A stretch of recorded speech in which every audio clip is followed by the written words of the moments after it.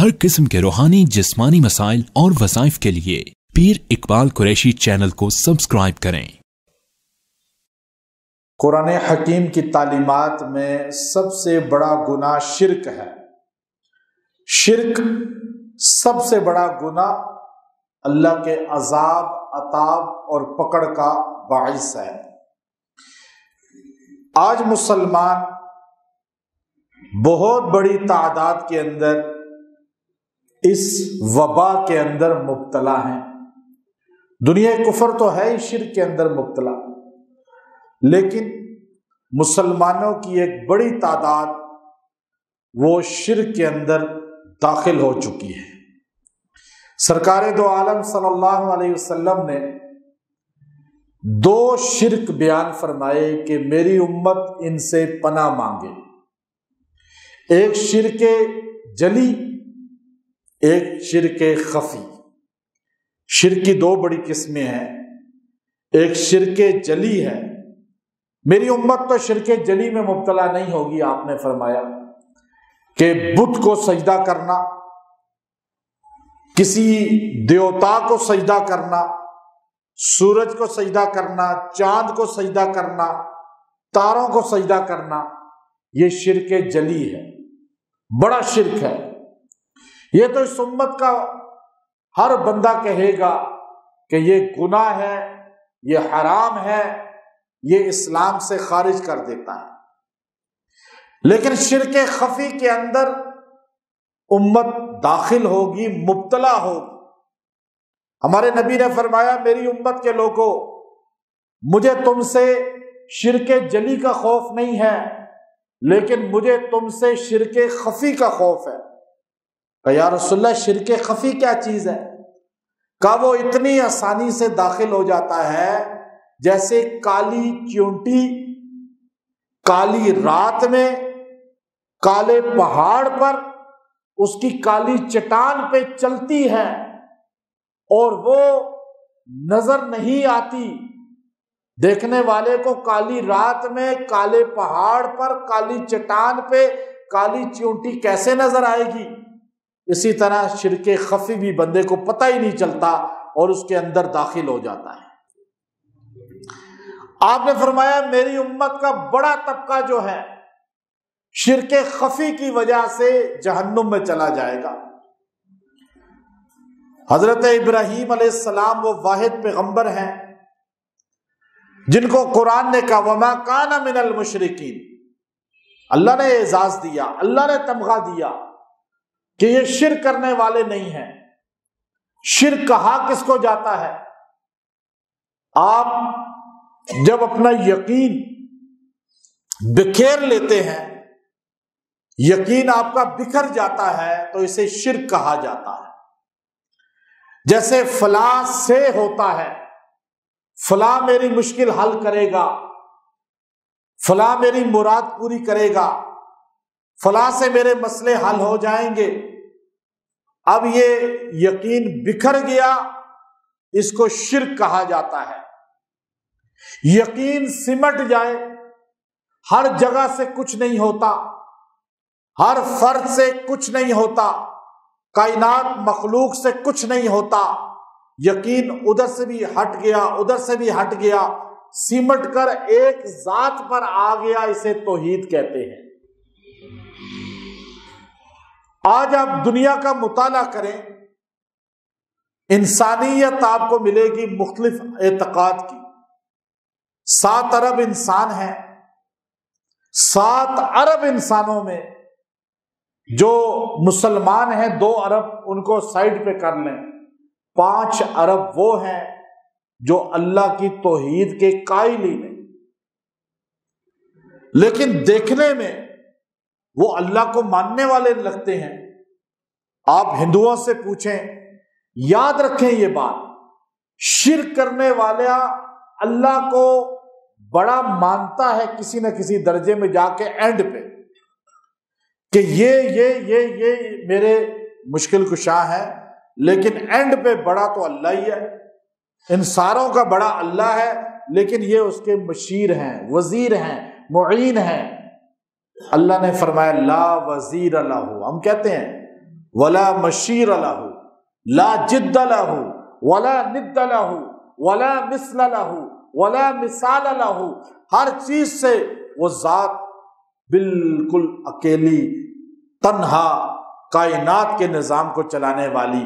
اب ایک ہے ہندو، وہ 32 کروڑ دیوتاؤں کو مانتا ہے، 32 کروڑ خداؤں کو مانتا ہے۔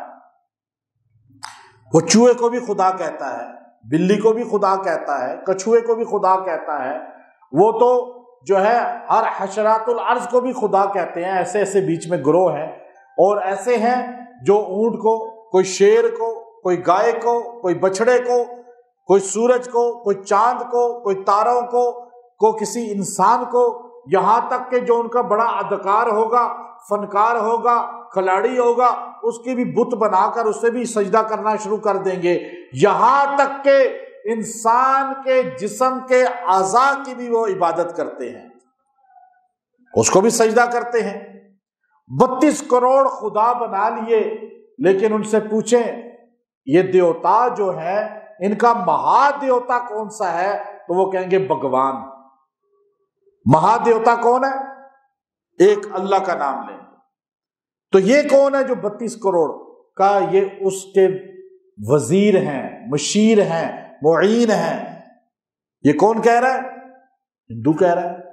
ہم نے پنڈتوں سے جا کے میں نے خود پوچھا، انہوں نے کہا یہ ہم اس کو مانتے ہیں، وہ ایک ہے، مہا دیوتا ایک ہے، لیکن یہ سارے اس کے وزیر ہیں۔ آج مسلمان بھی تو یہی کہہ رہے ہیں۔ اب عیسائیوں سے پوچھیں، اور کہتے ہیں کہ گاڈ ایک ہے بڑی جی کے ساتھ، لیکن جو چھوٹی جی کے ساتھ ہے وہ بہت سارے ہیں، جو ہمارے مشکلات حل کرتے ہیں۔ اب انہوں نے بھی کئی گرو اپنے گاڈ بنا لیے، خدا بنا لیے۔ اسی طرح ایران کا پہلے عقیدہ تھا جو آتش پرست تھے کہ جو راحت، عزت، سکون کا دیوتا الگ ہے اور پریشانی دینے والا الگ ہے، دو خدا ہیں۔ انہوں نے دو خدا کا عقیدہ بنا لیا تھا، اور آج تک کئیوں کے اندر موجود ہے۔ شر اور پیدا کرتا ہے، خیر اور پیدا کرتا ہے۔ آپ اس طرح سکھوں سے پوچھیں، یہودیوں سے پوچھیں، جو بھی دنیا کے اندر ہے وہ ایک اوپر مانتا ہے، لیکن نیچے اس کے وزیر مانتا ہے، مشیر مانتا ہے۔ مسلمانوں کے اندر سرکار دو عالم صلی اللہ علیہ وسلم نے پہلے ہی اس بیماری کا کلا کما کیا۔ عرب کے معاشرے میں عرب کے بدو، عرب کے جٹ لوگ، دیہاتی لوگ، مشرکین مکہ اور عربی جاننے والے، وہ عرب کا معاشرہ وہ کہتا تھا اوپر ایک ہے، نیچے 360 ہیں۔ اس لیے بیت اللہ کے اندر انہوں نے 360 بت رکھے ہوئے تھے، اور کہتے تھے آلیہا، ان کو کہتے تھے آلیہا، اور جو اوپر ہے اسے کہتے تھے آلیہا۔ کو دو بار الہ کو بولے تو اللہ بنتا ہے۔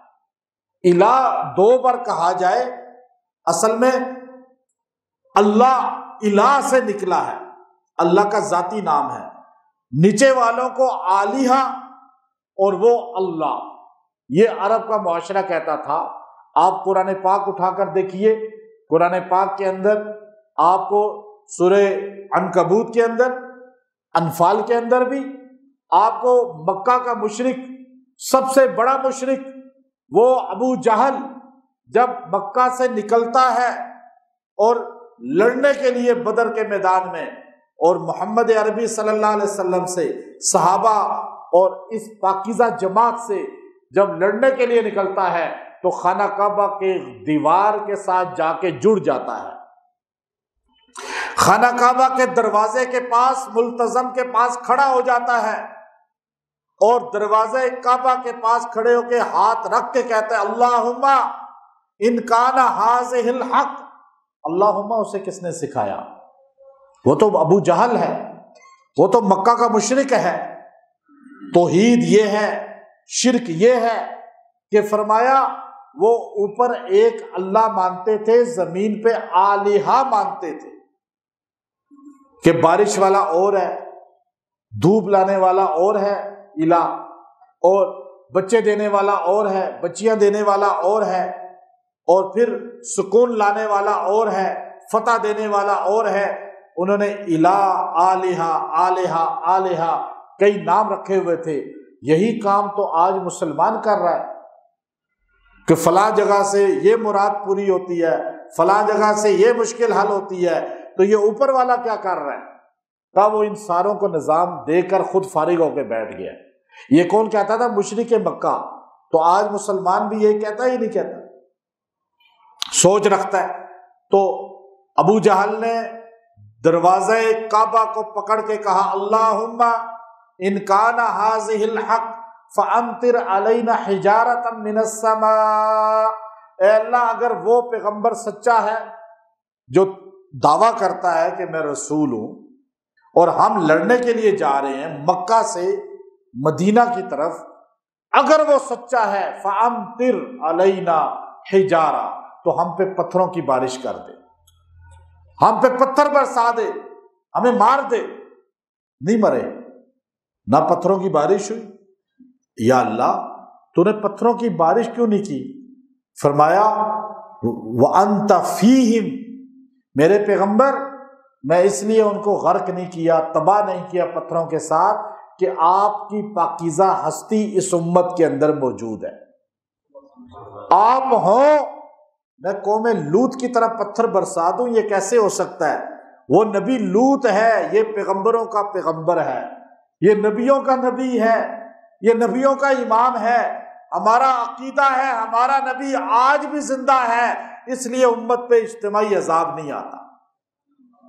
اللہ نے عذاب روکا ہوا ہے اس لیے۔ تو فرمایا وَأَنْتَ فِيهِمْ، آپ ان کے اندر موجود ہیں، میں اجتماعی عذاب پتھروں کا نہیں بھیجوں گا۔ آج بھی مفسرین نے لکھا، بعض نے اس پر لکھا کہ وَأَنْتَ فِيهِمْ، آج بھی ہمارے اندر ہمارے نبی موجود ہیں۔ ہم کلمہ اس لیے موسیٰ نبی تھے یا ہیں، اور محمد جب ہم کہتے ہیں لا الہ الا اللہ محمد الرسول اللہ، نبی تھے یا ہیں؟ وَأَنْتَ فِيهِمْ، یہی تو وَأَنْتَ فِيهِمْ ہے۔ تو فرمایا عذاب نہیں آیا، وَأَنْتَ فِيهِمْ، آپ جو ان کے اندر موجود ہیں، ان تُعَذِّبْهُمْ، فرمایا یہ یاد رکھیں میری بات، وہ آلہہ مانتے تھے زمین پر کئی، اوپر ایک، پتہ چلا مشرکین مکہ اللہ کے قائل تھے، اس لیے انہیں لفظ اللہ سے کوئی چڑ نہیں تھی، لیکن انہیں چڑ تھی الہ سے، الہ سے، الہ سے، جو آپ اور مجھے ترجمہ نہیں آتا۔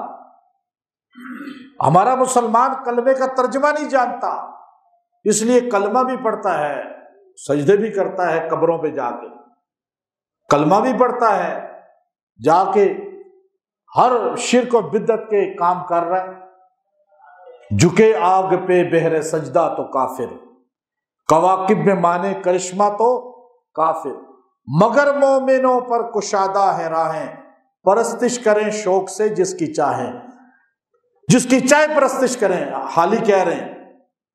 اور ادھر کوئی آگ پہ جھک جائے تو ہم کہتے ہیں کافر، کوئی ستاروں پہ یقین رکھے کافر، کوئی بت کے آگے جھکے تو کافر، ہندو بت کے آگے جھک کے کافر، آتش پرست ستاروں کے سامنے جھک کے کافر، مگر مومنوں پر کشادہ ہیں راہیں، پرستش کرے شوق سے جس کی چاہیں، نبی کو جو چاہیں خدا کر دکھائیں، اماموں کا رتبہ نبی سے بڑھائیں، شہیدوں سے جا جا کے مانگیں دعائیں، مزاروں پہ جا کے چادریں چڑھائیں، نہ توحید سے توحید میں خلل اس سے آئے، نہ اسلام بگڑے نہ ایمان جائے۔ عجیب ہے مسلمان کی حالت، مسلمان جو بھی کرے بس جنت ہمارا حق ہے، شرک کر رہے ہیں۔ آج یہ موضوع بڑا سخت ہے، تھوڑا سا مشکل لگ رہا نا، ہضم نہیں ہوتا جلدی، کیونکہ موضوع ایسا ہے یہ سرجری ہوتی ہے امت کی۔ لا الہ، الہ الہ کیا ہے؟ ابو جہل کو پتا تھا، ابو طالب یوں لیٹے ہوئے، بخاری شریف اٹھا کر دیکھیں، ابو طالب کو میرے نبی نے پاس بیٹھے ہوئے آنسو بہاتے ہوئے کہا، میرے چچا پس ایک بار تو میرے کان میں کلمہ پڑھ لے، میں محمد تیرے لیے لڑوں گا، جنت میں تجھے داخل کراؤں گا۔ ہمارے نبی نے کہا ایک بار کہہ دے۔ کیا کہنا تھا؟ لا الہ۔ الہ کا معنی عرب کا معاشرہ جانتا تھا، عربی جانتے تھے، اہل زبان تھے۔ وہ آلہہ جو کہتے تھے اتنوں کو، 360 آلہہ بیت اللہ میں رکھے ہوئے ہیں۔ ہمارے نبی نے کہا ایک بار میرے چچا میرے کان میں بس پڑھ لے، لا الہ الہ۔ اب یہ جملہ کتنا طاقتور ہے یہ تو ہمیں نہیں پتا، اسی لیے تو ہر جگہ جا کے جھک رہے ہیں، ہر ایک سے مدد مانگ رہے ہیں، ہر ایک کو حاجت روا کہنا شروع کر دیتے ہیں بے دریغ۔ ہر قبیلہ، ہر پنجاب کے شہروں دیہاتوں میں چلے جائیں، سندھ کے دیہاتوں میں، فرنٹیئر کے دیہاتوں میں، گلگت بلتستان میں، کشمیر میں، یہ صرف پاکستان انڈیا کے کلچر ہے۔ بس ہر دیہات والے نے اپنا حاجت روا بنایا ہوا ہے، فلاں بابا فلاں بابا۔ پھر بابوں سے یا کسی بندے سے کوئی مشکل کشائی نہیں کر، بابے تو مر گئے ہیں، وہ مشکل۔ مولانا غلام اللہ خان رحمۃ اللہ علیہ تبلیغی جماعت میں سروزہ لگا کر آئے، ساری زندگی توحید بیان کی، ساری زندگی علماء کی جماعت میں چلے گئے، واکنڈ میں آ کے جمعے کا بیان کیا۔ شیخ القرآن مولانا غلام اللہ خان بڑا نام تھا، اللہ نے کام لیا پوری دنیا میں توحید کا۔ پنڈی تو گڑھ تھا شرک و بدعت کا، یہ توحید کی صدائیں یہاں گونجی ہیں حضرت کی قربانی سے۔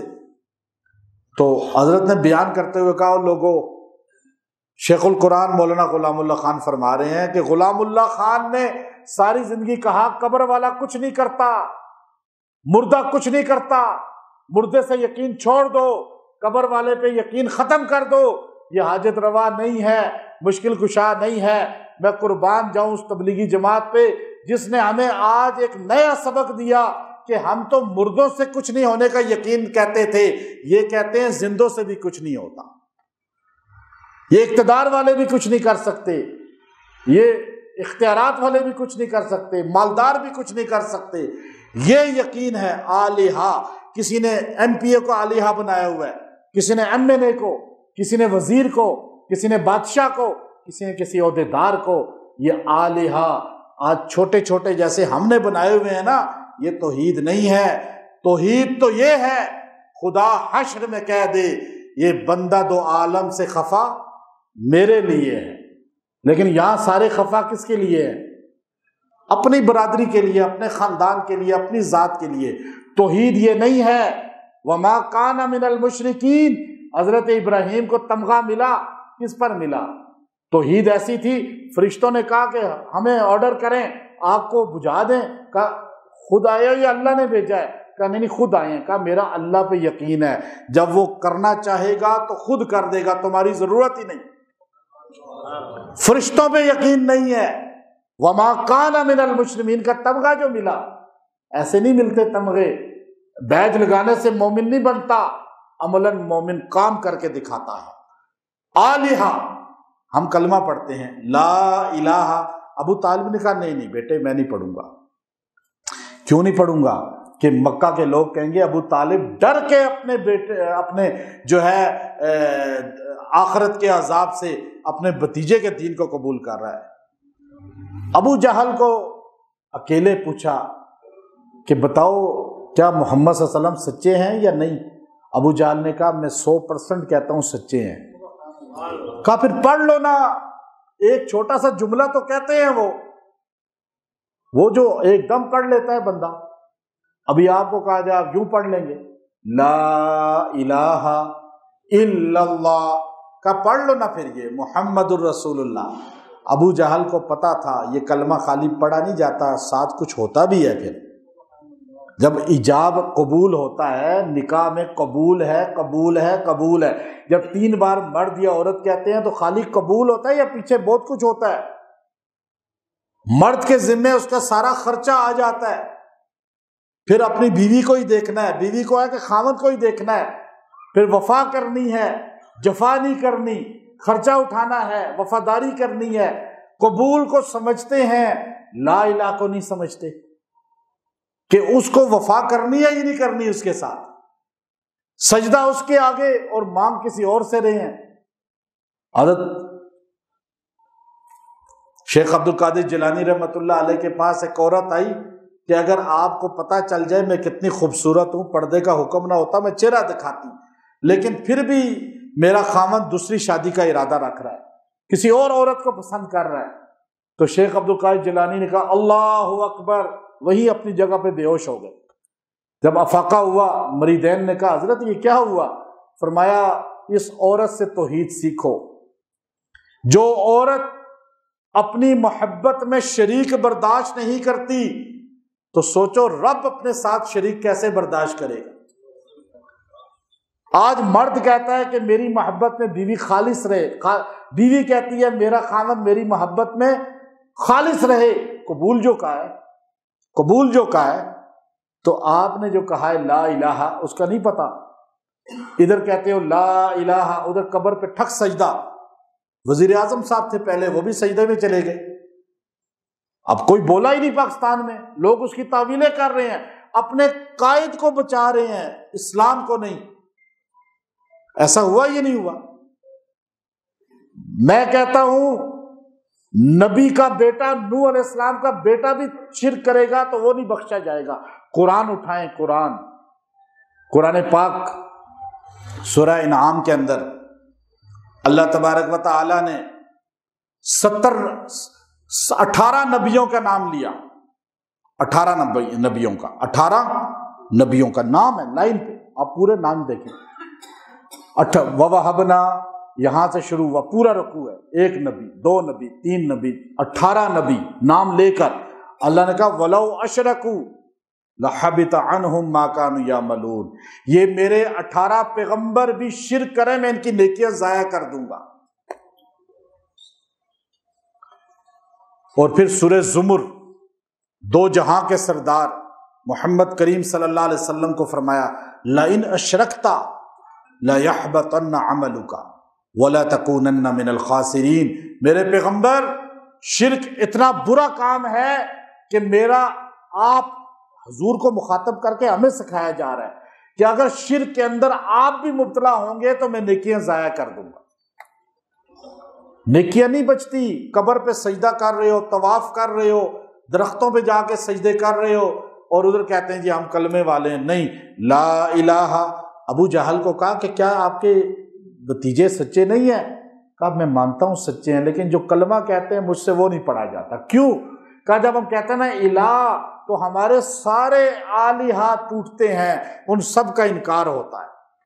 میں اپنے باپ کو غلط کیسے کہہ دوں، دادا کو غلط کیسے کہہ دوں؟ برادری ازم تھی نا۔ آج آپ اس علاقے میں بھی دیکھیں، ابھی تو کم ہو گیا، اور بھی پنڈی پنجاب اور پورے سندھ کے دیہاتوں میں جا کر برادری ازم ہے۔ ہمارے باپ دادا غلط تھے، لیکن جب اللہ ہدایت دیتا ہے سمجھ آ جاتی ہے کہ واقعی ہم غلط تھے، باپ دادا کے پیچھے چلتے رہے۔ آج بھی اس علاقے میں جنازہ ہو جائے تو باپ دادا کو ہی تکلیف کی جاتی ہے۔ توحید والے کا جنازہ ہوگا اور بتی پڑھا رہا ہوگا، کیوں کہ برادری ہے، باپ دادا ہے، جی کیا ناراض ہوں گے سارے۔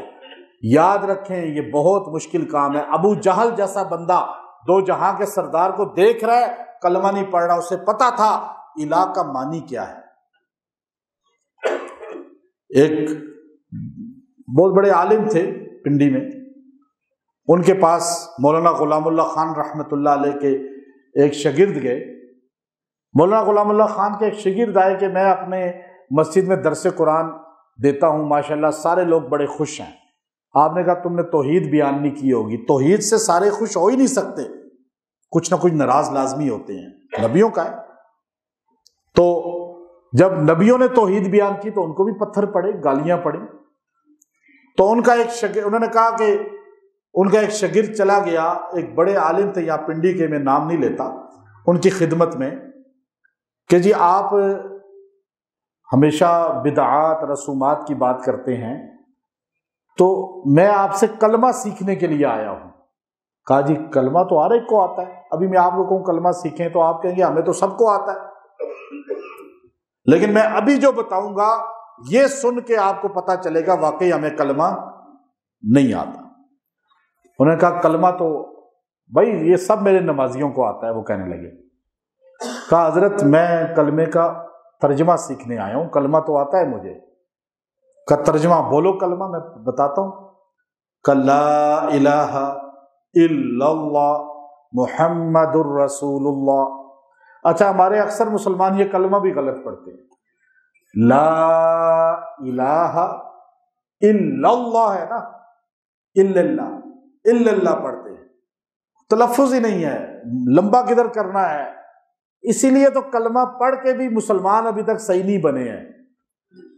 کلمہ تو صحیح پڑھیں کم از کم، لا کو لمبا تو کریں نا، الہ کو بھی تو تھوڑا لمبا، الف کو بعد لام کو تھوڑا لمبا کریں۔ الا اللہ یہاں پہ اس طرح ضرب بھی لگائیں جو آپ کے اندر باطل کو توڑے گی۔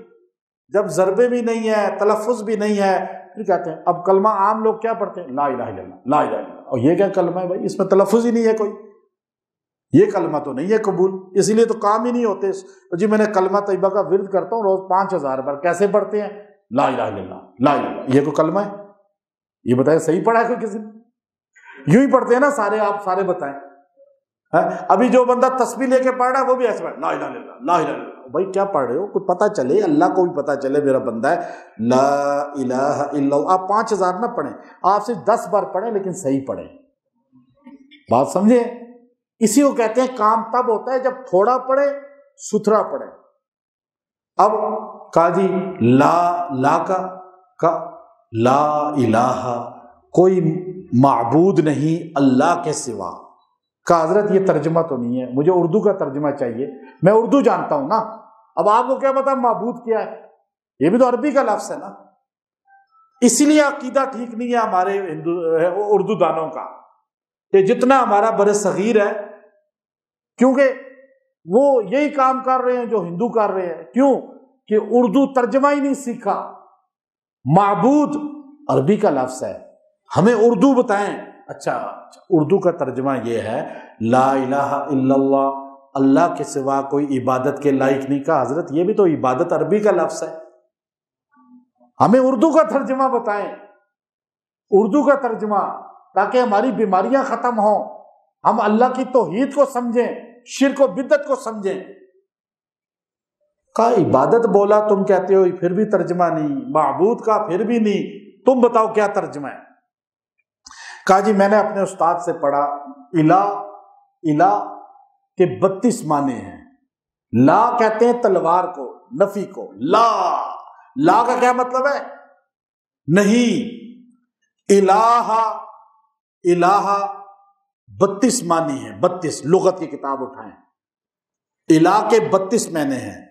حاجت روا، لا الہ الا انت سبحانک انی کنت من الظالمین۔ یہاں لفظ الہ آیا ہے نا، تو یہ حاجت روائی میں آیا ہے۔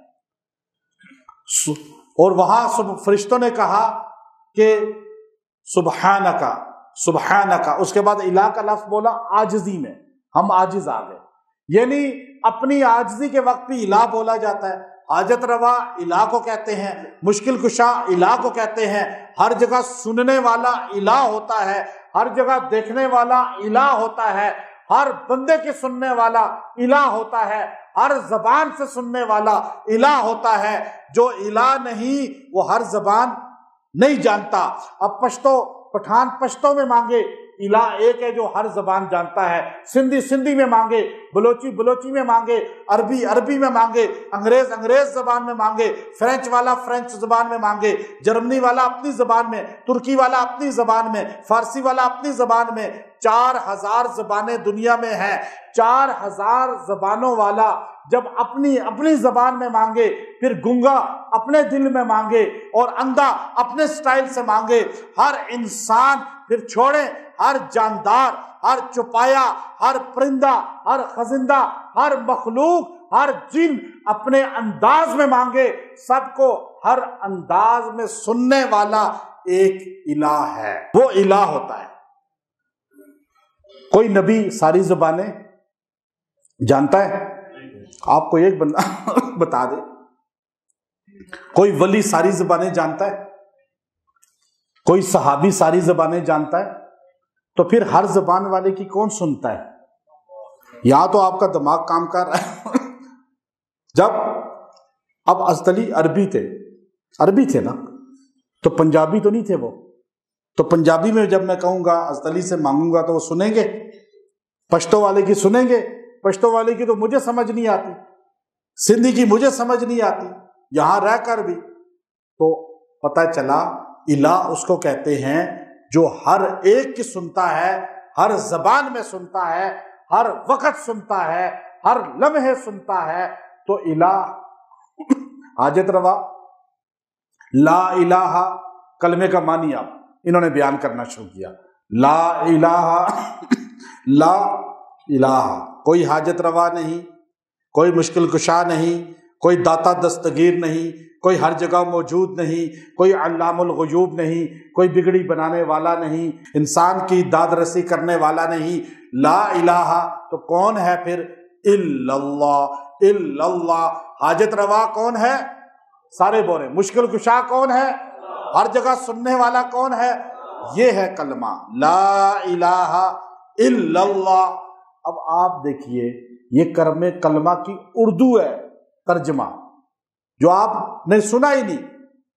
عبادت کا لفظ تو عربی ہے، معبود تو عربی ہے لفظ۔ تو اب جب مسلمان بچپن سے سیکھے گا، 3 سال کی عمر سے، حاجت روا اللہ کے سوا کوئی نہیں، مشکل کشا اللہ کے سوا کوئی نہیں، تو پھر کسی اور سے مانگے گا کیوں؟ کہ جا کے قبروں پہ بھی مانگتے ہیں، بندوں سے بھی مانگتے ہیں، زندہ سے بھی مانگتے ہیں، مردہ سے بھی مانگتے ہیں۔ کہ ہم نے ساری زندگی یہ سنا کہ کلمے کا مطلب صرف یہ ہے عبادت کے لائق کوئی نہیں، سجدہ خالی اللہ کو نہیں کرنا، مانگنا سب سے ہے، پھر بھی ہم مومن ہیں۔ نہیں، ابو جہل نے اسی لیے نہیں پڑھا یہ کلمہ، اور ابو طالب نے اسی لیے نہیں پڑھا، اور سارے کفار نے اسی لیے نہیں پڑھا، ورنہ خالی پڑھنا ہوتا تو پڑھنے سے کیا ہوتا ہے؟ پڑھنا تو طوطے کی طرح پڑھ لیتے، نہیں، انہیں پتا تھا کہ یہاں کچھ چیزیں لاگو ہو جائیں گی، قانون لاگو ہو جائے گا۔ اب یاد رکھیں شرک کتنا بڑا گناہ ہے۔ اللہ نے کہا، پہلے سرکار دو عالم کی الفاظ سنیں، حدیث صحیح، یا ابا ذر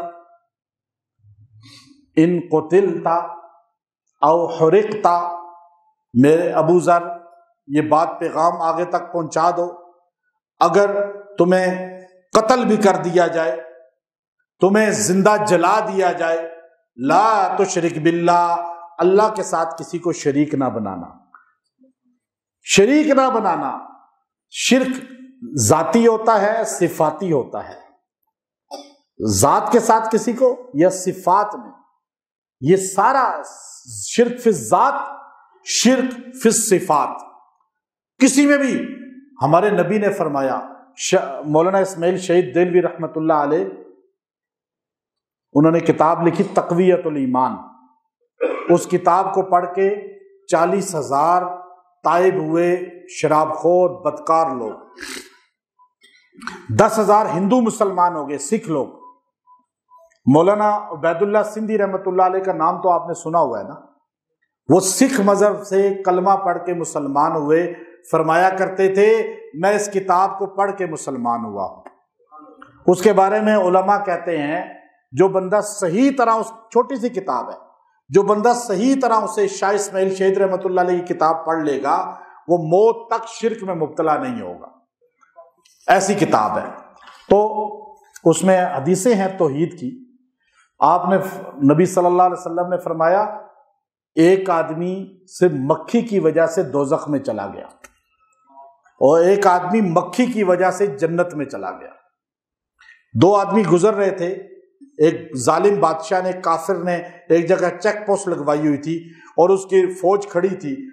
انہوں نے کہا کہ جو یہاں سے گزرتا ہے ہمارے بادشاہ کے بت پہ چڑھاوا دیتا ہے، آپ نے اگر گزرنا ہے تو یہاں پہ چڑھاوا یہ بکرا دیں اس بت کے نام کا۔ وہ مسلمان کہنے لگے ہم یہ کام نہیں کرتے، ہم اللہ کے علاوہ کسی کی نظر و نیاز نہیں دیتے۔ صدقہ خیرات، نظر و نیاز کس کے نام پہ ہوتی ہے؟ اللہ کے نام پہ۔ ثواب جس کو پہنچا دیں، چاہے کام اس کے نام کے نہیں دیں گے۔ تو سپاہی ان دونوں کو پکڑ کے سائڈ پہ لے گئے، کہا دیکھو جان چلی جائے گی، ہم تمہارے جان بچانا چاہتے ہیں، تم ایسے کرو، یہ حدیث کے الفاظ بتا رہا ہوں، خلاصہ کر رہا ہوں اپنے الفاظ میں۔ انہوں نے کہا کہ ایسا کرو کہ یہ 2 مکھیاں ہم پکڑ کے تمہیں دیتے ہیں، یہ مکھی جو ہے بدھ کے نام پہ چڑھاوا دے دو تو تمہاری جان بچ جائے گی، چلو ہیلا ہو جائے گا اور خرچہ بھی نہیں ہوگا کوئی دمبے بکرے کا۔ تو ایک مسلمان کہنے کا، ایسا ہی مسلمان تھا جیسے آج کل ہے، جیسے وہ ایک میں باہر ملک میں تھا تو وہاں پر کافروں کا ملک تھا، مسلمان بھی کئی عیسائی ہوتے جا رہے تھے۔ مجھے ایک عورت آگے پوچھ رہی ہے مسئلہ کہ میرا خامد عیسائی ہے، وہ کہتا ہے چرچ آیا کرو تو میں مسجد تب آیا کروں گا۔ تو ایسے مسئلے پوچھتے ہیں۔ تو مجھ سے ایک بندہ آ کے پوچھ رہا کہ میرا بھائی عیسائی ہے، میں مسلمان ہوں، ہم کھانا گٹھے پکاتے ہیں، سور بنتا ہے، خنزیر، تو اب کھانا میں نہیں کھاتا گھر میں شوربہ کھا سکتا ہوں؟ کہتا ہے گوشت نہ کھاؤں شوربہ کھا سکتا ہوں۔ تو ایسے مسلمان ہیں نا آج کل، کہتے ہیں چلو یہ KFC تو ٹھیک ہے نا، وہ مردہ چکن چاہے کوئی کھلا رہا ہے یا مردہ چکن بک رہا ہے عام دکانوں پہ، مردہ گوشت بک رہا ہے، خیر تحقیق نہیں کرتے، وہ الگ چیز ہے۔ لیکن انہوں نے بھی کہا کہ ایک نے چلو بھائی مکھی تو ہے، چلے میں کر دیتا ہوں، جان بچ جائے گی، بچے انتظار کر رہے ہیں۔ اس نے مکھی لی اور اس کے نام پہ میں بدھ کے نام پہ چڑھاوا دیتا ہوں، چلا گیا۔ آگے جا کے حادثاتی طور پہ مر گیا، ویسے ہی کوئی آفت آئی مر گیا، وہ سیدھا اس شرک کی وجہ سے دوزخ میں چلا گیا۔ حضور فرما رہے ہیں یہ الفاظ۔ اور یہ بندہ کہنے لگا نہیں میں مکھی بھی نہیں، اللہ کے غیر کے نام پہ تھوڑا شرک یا بڑا شرک برابر ہے، میں مکھی بھی نہیں کروں گا۔ اسے کہا آخری بار کہتے ہیں، نہیں مانا، اسے قتل کر دیا۔ ہمارے نبی نے فرمایا یہ مکھی کی وجہ سے جنت میں چلا گیا اور وہ مکھی کی وجہ سے دوزخ میں چلا گیا۔ تو شرک چھوٹا بڑا نہیں ہوتا، شرک شرک ہوتا ہے، اس لیے بچیں، اپنی اولادوں کو بچائیں۔ آج ہماری نسل شرک کے اندر ڈوبتی جا رہی ہے۔ ہمارے نبی نے فرمایا ابو ذر اگر تجھے قتل بھی کر دیا جائے، جلا بھی دیا جائے، اللہ کے ساتھ شریک نہ بنانا۔ قرآن کہتا ہے بدکار، زناکار، خطاکار، چور، ڈکیت، بلکہ ہمارے نبی مشکات کی حدیث ہے، ابو ذر ہی روایت کر رہے ہیں، قرآن کی آیت بعد میں پڑھتا ہوں، کہا یا رسول اللہ مسلمان اگر بدکار ہو پھر بھی جنت میں جائے گا؟ کہا جائے گا۔ یہ گناہ کرتا ہو، چور ہو، ڈکیت ہو، یہ ہمارے نبی نے فرمایا جائے گا، اللہ کی قسم جائے گا، اللہ کی قسم جائے گا۔ صحابی کہنے لگے یا رسول اللہ کیا کلمے والا توحید کا قائل ہو، شرک نہ کرتا ہو، گناہگار ایسا ایسا ایسا ایسا ہو پھر بھی جنت میں جائے گا؟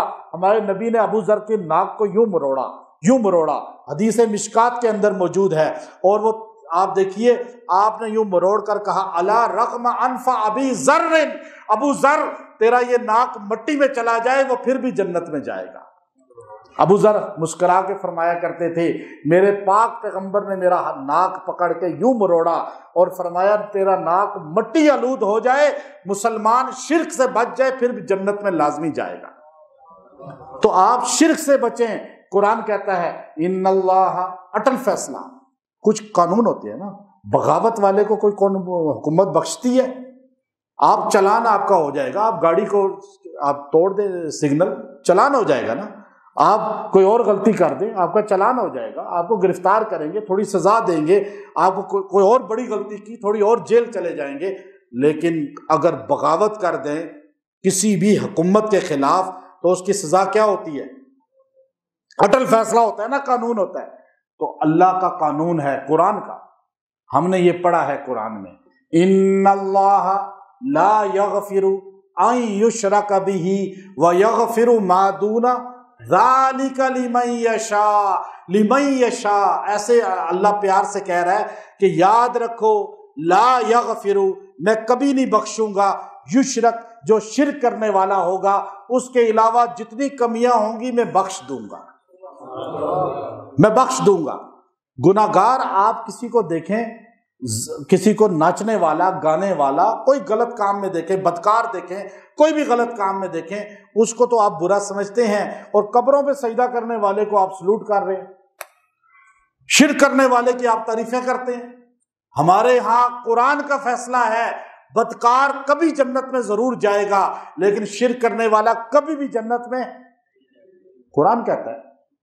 یہاں تک کہ قرآن نے کون لفظ بولا ہے، وقت کم ہے میں ورنہ آیتیں ہی بتاتا آپ کو، یلج الجمل، اللہ نے کہا سوئی کے ناکے سے اونٹ نکل سکتا ہے، مشرک جنت میں نہیں جا سکتا۔ قرآن کہہ رہا ہے وَمَن يُشْرِكْ بِاللَّهِ يَتَخَبْ، فرمایا اگر تم نے شرک کیا تو تم آسمان سے زمین پہ گرا دیے گئے۔ شرک اتنا بڑا گناہ ہے، اور آج شرک عام ہو رہا ہے، آج مسلمان شرک کے اندر مبتلا ہے۔ آج اگر آپ صحیح غور کریں، ہم سارے شرک میں پڑے ہوئے ہیں۔ اپنے گھروں سے شرک کی بیماری کو نکالیں، اپنی مانگنے میں اللہ کے علاوہ کسی سے نہ مانگیں، سجدہ کرنے میں اللہ کے علاوہ کسی کو سجدہ نہ کریں، جھکنے میں اللہ کے علاوہ کسی کے آگے نہ جھکیں، حاجت روا صرف اللہ، مشکل کشا صرف اللہ، ہر جگہ سننے والا صرف اللہ۔ توحید یہ ہے کہ اللہ کے علاوہ کوئی بھی کچھ نہیں کر سکتا، کوئی حاجت روا نہیں ہے۔ بس یہ عقیدہ مضبوط کر لیں، انشاءاللہ آپ کی زندگیوں میں سکون آ جائے گا۔